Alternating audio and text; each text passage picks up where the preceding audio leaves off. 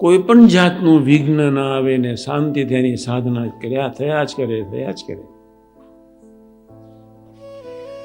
આપણી પર બહુ કરુણા કરીને આ કરુણા શાસ્ત્ર નાનકડું આપી દીધું. કુટુંબમાં સહજ આત્મીયતા રહે, સંતો હરિભક્તોમાં અરસપરસ આત્મીયતા સહજ રહે અને જરાય સંબંધ ન તૂટે એવા એક અદ્ભુત ભાવથી બહુ થોડા શ્લોકો એક આશીર્વાદ સ્વરૂપે પોતાના માનીને પ્રભુએ જ્યારે આ નાનકડો ગ્રંથ આપ્યો ત્યારે તમને બધાને જ ખબર છે, સર્વે રોગોનું મૂળ પાપ છે માન. સર્વે રોગોનું દેહભાવ, દેહાભિમાન મૂળ પાપ છે. એટલે તો આપણે સૌ ભૂલકોની યાત્રા માટે નિરંતર મંડ્યા છીએ. બાપા ભૂલકો તો આપણે ક્યાં નહીં, બસ એ સાથે એ ભાવથી આજે મંડ્યા છે. વ્યવહારિક રીતે સંસારમાં અથડામણ ન થાય, બધાના દિમાગ સરખા ના હોય, બધાની સમજણ સરખી ન હોય, બધાની ગુરુ ભક્તિ સરખી ન હોય, બધાની નિષ્ઠા સરખી ન હોય, બધાને રાજી કરવાની ભાવનાના પર્સન્ટેજ સરખા ન હોય, બધાને વાતને સમજવા માટેની તાકાત સરખી ન હોય, દરેક વ્યક્તિ એક યા બીજી રીતે પોતાના લેવલથી વિચારીને બીજાને માપીને પત્ર નહીં રાખે છે. કોઈ પણ વ્યક્તિ જો સંબંધ નહીં જુએ તો ક્યારેય એનો સંબંધ ભગવાન સાથે દ્રઢ નહીં થાય. વ્યક્તિને પોતાની માનીનતાથી, સમજણથી, સત્યથી, સાત્વિકતાથી કોઈને જોવાનો અધિકાર નથી. પોતે જ રોગી છે, બીજાના રોગને જોવાનો એને ક્યાંથી અધિકાર છે? પોતે ભજન કરી શકતો નથી ને બીજાની પાસે શું અપેક્ષા રાખી? પોતાને જ નિર્દોષ બુદ્ધિ નથી અને ખોટી પ્રીતિના ઓછાળ સાથે અચંડોએ ઓળીને બીજાની પાસે નિર્દોષ બુદ્ધિની અપેક્ષા રાખે. કેટલું ભયંકર પાપ હશે. આપણે તો હા ગડથલ કરવાનો છે, પ્રાર્થના નહીં. હા ગડથલ ગમે તેવો છું, હું તમારો જ છું. તમારો છું એટલે તમારા ભક્તોનો જ છું. તમે ભક્તોના દાસ થઈને વર્ત્યા તો હું બી દાસ થઈને વર્તીશ. તમે ભક્તોનું કશું જ જોયું નહીં તો મારાથી પણ ન જ જોવાય. આટલો જો ગડથલ, આટલી જ ગડથલ જો કરતા ભક્તો આગળ આવડી જાય તો આને સમજાવવાની જરૂર નથી. કમનસીબ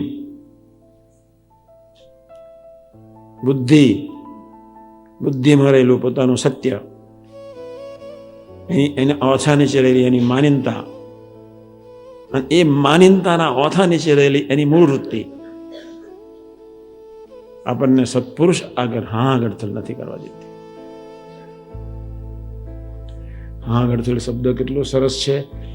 યોગી મહારાજ બહુ કહેતા સસલું હાથી આગળ ગડથલ કરે, એટલું બધું લડાવે પ્રસંગને, એટલું બધું લડાવે. પછી હાથી એને સૂંઢથી લઈ અને પોતાના શરીર પર સસલાને બેસાડી દે. સત્પુરુષ ઉચકે. તમારો તો કોઈ પ્રયત્ન જ નહીં, ગડથલ સિવાય કોઈ પ્રયત્ન નહીં. પણ એ બાપાના શબ્દો, બાપાનો એ સમય તે વખતે ગડથલ શબ્દ કોઈ વિરલને સમજણ પડી હશે. પણ ફરી કહું છું, ખબર છે એ શબ્દ કાઢી નાખજો, હું જાણું છું એ શબ્દ કાઢી નાખજો. તમે કોણ? તમારું લેટ્રિન ક્યારે બંધ થઈ જાય તમને શી ખબર પડે? તમારો કોઈ પણ ઓર્ગન ક્યારે બંધ થઈ જાય તમને શી ખબર પડે? મારી શિક્ષાપત્રી પ્રમાણે વર્ષે એ જ અમારા હૃદયમાં છે, એ જ અમારા સંપ્રદાયમાં છે. બાકી બધા સંપ્રદાયની બહાર છે. એને આ લગતા શરમ નહીં આવી, આ બોલતા લગતા શરમ ના આવી. એક બાજુ અદ્ભુત સંબંધ, જેના સેકન્ડે હજારો લાખો કરોડો નિષ્કામી થઈ શકે, એક જ સેકન્ડે લાખમાં ભાગમાં કરોડોના નાક અને ગરીબ બનાવી દે, હાથ જોડતા કરી નાખે. અને છતાં એ વ્યક્તિ, એ મહારાજે લખ્યું, શિક્ષાપત્રી પ્રમાણે વર્તે એ અમારા છે, અને શિક્ષાપત્રી પ્રમાણે નહીં વર્તે એ અમારા સંપ્રદાય થકી બહાર છે. ઊંડા ઉતરજો, પ્રાર્થના કરજો, લીટીએ લીટી સમજવા માટે પ્રયત્ન કરજો, પોતાના આત્મા સાથે સુસંગત કરવા માટે થોડો પ્રયત્ન કરજો. હવે એટલી બધી ઊંચી કક્ષાની એ ઉપાસના આપણી, હું સ્વામી તો નારાયણ. યોગી મહારાજ કહેતા, તમે કોઈને બી જે સ્વામિનારાયણ કહો એનામાં શાસ્ત્રી મહારાજનો ભાવ રાખજો, મહારાજનો ભાવ રાખજો. મારી આંખમાં આંસુ આવી ગયેલા. ઈદર તમે નાના 2-3 વર્ષે જે સત્સંગમાં આવે, 56-57 સાલની વાત કરું છું, કોઈને બી જે સ્વામિનારાયણ કહો, હું શાસ્ત્રી મહારાજને જે સ્વામિનારાયણ કહી રહ્યો છું, ભગવાન સ્વામિનારાયણને જે સ્વામિનારાયણ કહ્યું છું, અને વ્યક્તિનો આકાર નહીં જોતા. આજે એમને એટલું સરસ સમજાવ્યું છે, હું સ્વામી તું નારાયણનું સ્વરૂપ. એ આપણો અદ્ભુત મંત્ર, બાપ રે બાપ, કલ્પનાતીત. અને એ પત્રિકા આગળ આ જે શ્લોક જે સમજાવું છું તો લૌકિક રીતે સામાન્ય છે, અને છતાંય આપણે સમજવાના છે. બહુ વાતો સાંભળી છે, મોટી મોટી મહિમાની, સ્વરૂપ નિષ્ઠાની, નિર્દોષ બુદ્ધિની, આત્મીયતાની, ભૂલકાની, રાગભાવની, ગરીબાઈની. એટલે આ આમ સામાન્ય લાગતી વાતો નથી, પણ અસામાન્ય બી છે. સામાન્ય વાતો એટલે લખી છે વ્યવહારમાં દુઃખી ન થવાય, આપણામાં વિવેક રહે. એક જ ભગવાન સ્વામિનારાયણે લખ્યું, સત્તાધારી, શ્રીધારી, શાસ્ત્રધારી એવાનું ઊભા થઈને સન્માન કરવું, એની સ્પેશિયલ વ્યવસ્થા કરવી. સત્તાધારી, કોઈ સદગુરુ આવે, કોઈ શાસ્ત્રધારી આવે, કોઈ રાજકીય પુરુષ આવે, એને અલગ એની વ્યવસ્થા એક જ. અહીં તો દરેકની કક્ષાએ જઈને એની રીતું સન્માન કરીને એના દિલમાં બેસવાનું છે. પણ એ પ્રભુ લખી શકે, નારાયણ. એક એક શ્લોકની પાછળ એની સુપ્રીમસી છે. યોગી મહારાજ કે મેં હાથ જોડેલા રાખ્યા તો હું સુખ્યો છું. હાથ જોડેલા જ રાખવા છે, બીજા વર્તે કે ન વર્તે મારે જોવાની જરૂર નથી. આપણે જાગ્રત રહેવાનું છે, 100માંથી 100% માર્ક્સ લાવવાના છે જ, અને ખાલી હા ગડથલથી આવશે. તમારી આગળ હા ગડથલ, તમારા ભક્તોની આગળ હા ગડથલ, પૂરું થઈ ગયું. એમ બહુ સાદા સિમ્પલ શ્લોક પ્રભુએ લખ્યા છે, પણ આત્માના કેટલાય અનંત પ્રકારના માનના લોચા લઈને ઉખડે, અને જુદા પ્રકારનો સામાજિક, નૈતિક અને આધ્યાત્મિક વિવેક હૃદયની વિશે પ્રગટાવવા માટે શિક્ષાપત્રી મસ્ટ. સામાજિક વિવેક, નૈતિક વિવેક, આત્મીયતાનો વિવેક અને આધ્યાત્મિક વિવેક. અમારા આશ્રિત એવા બ્રાહ્મણે ડુંગળી અને લસણ ન ખાવું. યોગી મહારાજ ગોંડલની ધરતી પર બેઠા હતા, અને છોટુભાઈ વકીલે પૂછ્યું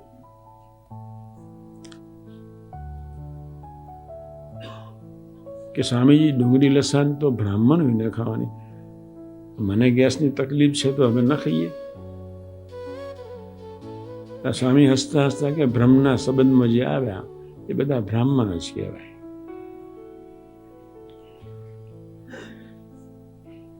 એટલે અહીંયા દેવતા, તીર્થ, બ્રાહ્મણ એટલે સત્સંગી બી, સંબંધવાળા બી, પતિવ્રતા, સાધુ, વેદ, એમની નિંદા ક્યારેય ન કરવી, ન સાંભળવી. નિંદા શબ્દ ખતરનાક શબ્દ છે. ઈર્ષાળુ હશે નિંદા કરવાનો છે, હઠીલો હશે નિંદા કરવાનો છે, કોઈ માનભંગ થશે નિંદા કરવાનો છે, કોઈનું રખાયું નહીં નિંદા કરવાનો છે, કોઈનું સાત્વિકતાનું તોડણ ફોડણ થયું એટલે નિંદા કરવાનો છે.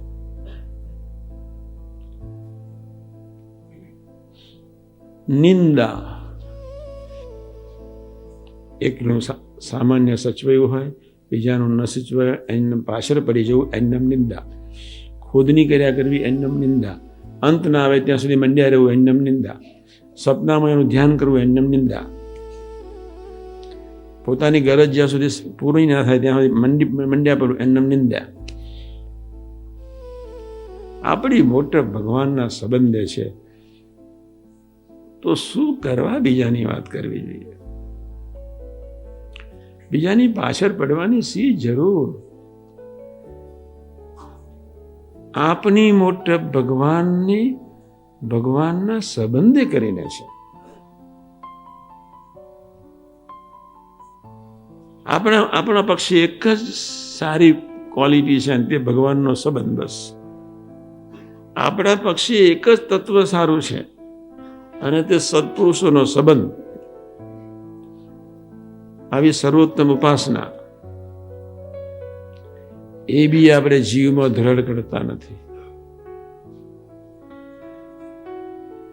કથા કરવી બહુ સહેલી, સંબંધને સ્થિર કરવો અઘરો છે. 5-50 જણા માને એવો વિવેક વ્યવહાર કુશળ તમારામાં હોઈ શકે, પણ અહીંયા સંબંધને પહેલું સ્થાન આત્માને વિશે મન બુદ્ધિથી પાર જઈને આપવું એ અઘરું છે. તમારો હેતવારો છે એનું તમને કશું જ નહીં દેખાય, પણ તમારા પ્રકૃતિથી વિરુદ્ધ વર્તનાર અથવા તમારી પાછળ પડી જનાર એ વ્યક્તિનું તમે નિરંતર દેખશો, ત્યાં આગળ તમે સંબંધ નહીં જોઈ શકો. આપણી મોટપ, આપણા પક્ષે કોઈ પરમ સુંદર પાસું હોય, આપણી ઉપાસના અને બાપાનો, મહારાજનો અને સ્વામીનો સંબંધ. દેવતા, તીર્થ, બ્રાહ્મણ, પતિવ્રતા, સાધુ, વેદ એમની નિંદા ક્યારેય ન કરવી, ન સાંભળવી. કરનાર તો ગુનેગાર છે જ.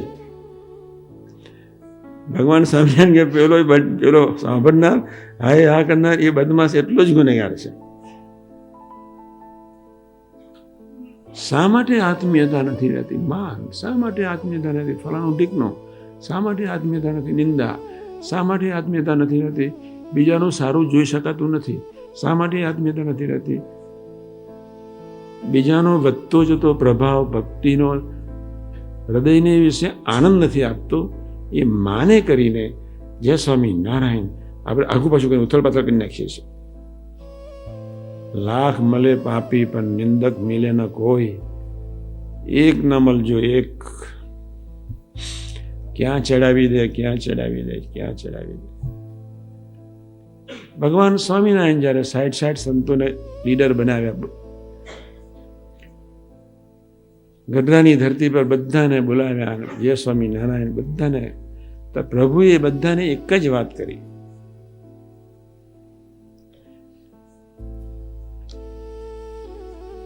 એક જ વાત કરી, અમારી સેવાની સાનુકૂળતા કરવા માટે જુદા જુદા પ્રદેશોમાં જઈને બધાએ કામ એક જ કરવાનું છે, નિષ્ઠા પ્રવર્તન. 2-5 વર્ષ પછી બધા વારા પરથી આવ્યા. તમે કોણ? તો કે બ્રહ્માનંદી. તમે કોણ? તો નિષ્કુળાનંદી. તમે કોણ? તો મુક્તાનંદી.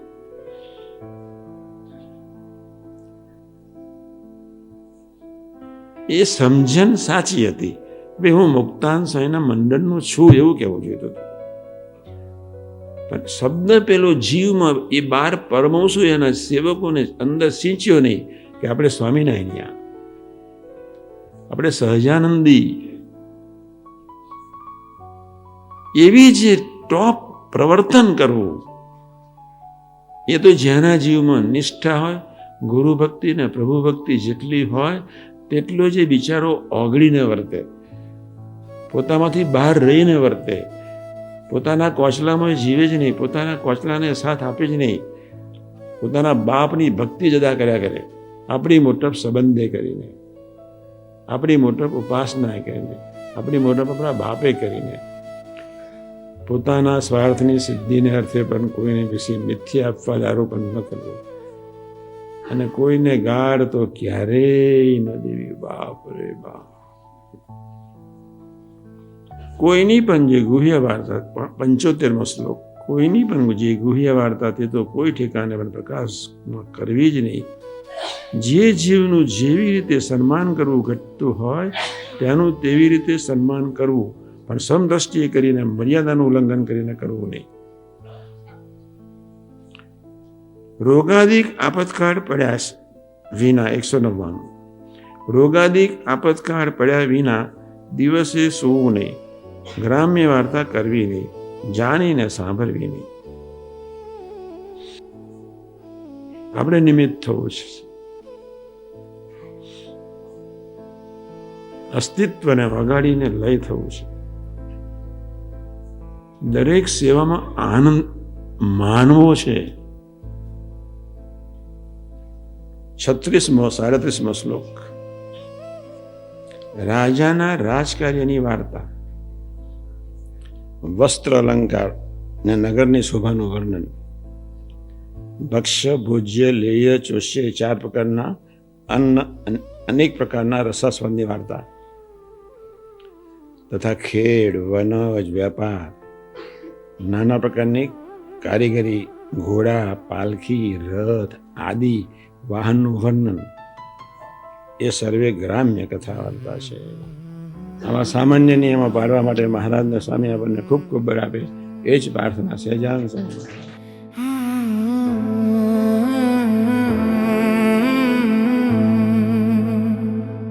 પધારો ને પ્રાર્થનાને દ્વાર, પધારો ને પ્રાર્થનાને દ્વાર, કરું હું આર્ત હૃદયથી પરિતાપ હો. પધારો ને પ્રાર્થનાને દ્વાર.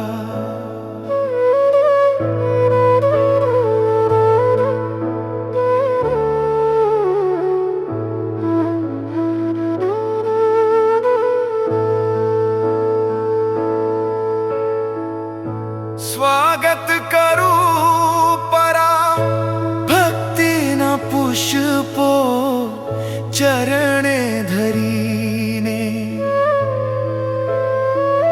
હો તમારી અનુવૃત્તિ અમારા જીવનનો રૂરો અવસર બની રહે. આશીષ દ્યોને એવા આજો,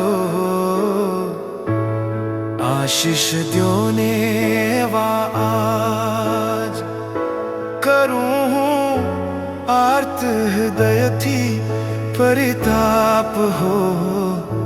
પધારો ને પ્રાર્થનાને દ્વાર.